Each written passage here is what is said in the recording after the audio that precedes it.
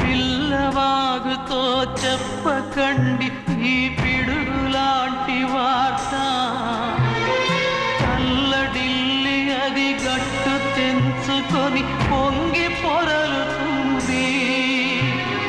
చెరుకు తోటతో చెప్పకండి ఈ కటిక చేదు మాట, పెళ్ళు పెళ్ళుమని మొదలు విరిగి అది నేల కొరుగుతుంది.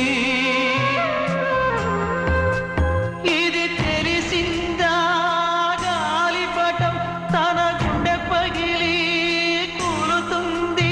ఈ మాట వింటే టెంటు హాలు కన్నీటి కహే పాడుతుంది.